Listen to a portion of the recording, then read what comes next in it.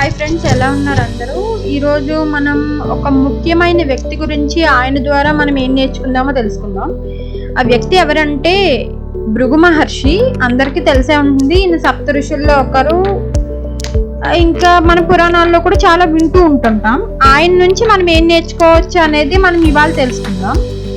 కర్మ, దాని యొక్క ఇంపాక్ట్స్ అవేంటో తెలుసుకుందాం. భృగు మహర్షి బోధనలో ఎక్కువ కర్మ అనే భావన ప్రధానంగా కనిపిస్తూ ఉంటుంది. ప్రతి చర్యకి ఒక ఫలితం ఉంటుంది. దానికి కర్మ సిద్ధాంతం ప్రకారం ధార్మిక జీవితం గడపడం చాలా ముఖ్యమని ఈయన ఉద్దేశం. మనం చేసే ప్రతి చర్యని మన భవిష్యత్తును ప్రభావితం చేస్తుంది కాబట్టి నిజాయితీతో మన పనులు చేయడం చాలా అవసరం.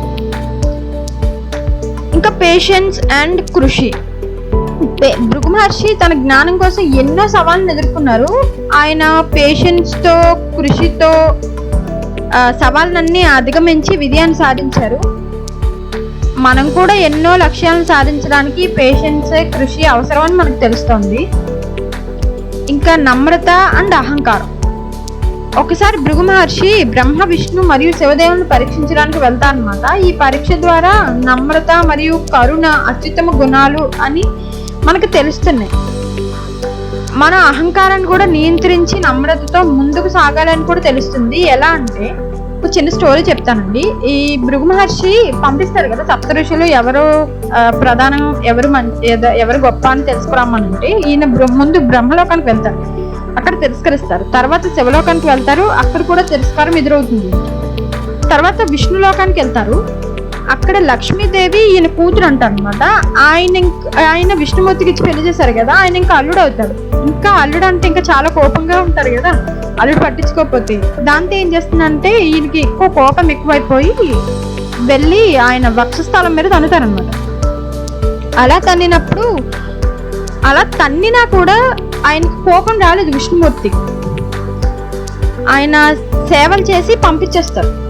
దాని ద్వారా మనకి ఏం తెలుస్తుందంటే అహంకారాన్ని మనం నియంత్రించుకోవాలి, హ్యూమానిటీతో మనం ముందుకు సాగాలి అని తెలుస్తుంది.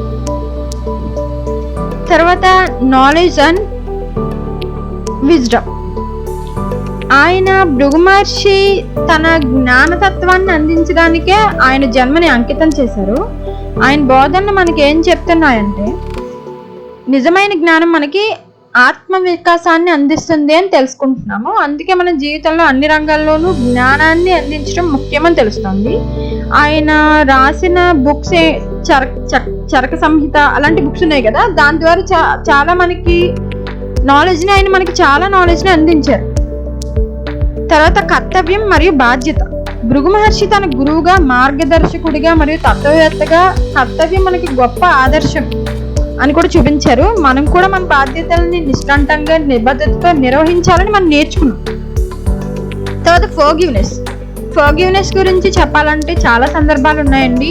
ఆయన ద్వారా మనం తెలుసుకునేది ఏంటంటే ఒకరిని మనం క్షమించడం ద్వారా, క్షమాగుణం వల్ల మన ఇంటర్నల్ గా పీస్ ఉంటుంది అని మనం తెలుసుకున్నాం అన్నమాట. ఇవేనండి భృగు మహర్షి నుంచి వచ్చే కొన్ని ముఖ్యమైన పాఠాలు. మనకి ఇలాంటివన్నీ మన జీవితంలో మనం అవలంబించడం ద్వారా మనం మరింత నెమ్మదిగా మరియు సంతృప్తిగా జీవించవచ్చు అని నా ఒపీనియన్. మనం ఈ నుంచి ఏం నేర్చుకున్నామో ఒకసారి మళ్ళీ లిస్ట్ చెప్తానండి, ఒకసారి వినండి.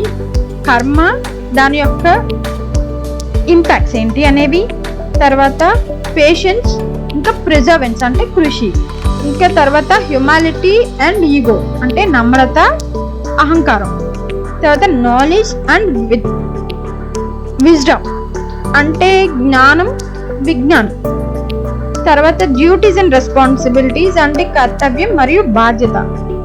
లాస్ట్ వచ్చేసి ఫర్గివ్నెస్ గురించి తెలుసుకుందాం. ఫర్గివ్నెస్ అంటే క్షమాగుణం. మీకు నచ్చితే లైక్ చేయండి, కామెంట్ చేయండి. ఇంకా ఇలాంటి ప్రేరణాత్మక విషయాల కోసం సబ్స్క్రైబ్ చేయండి. ధన్యవాదాలు.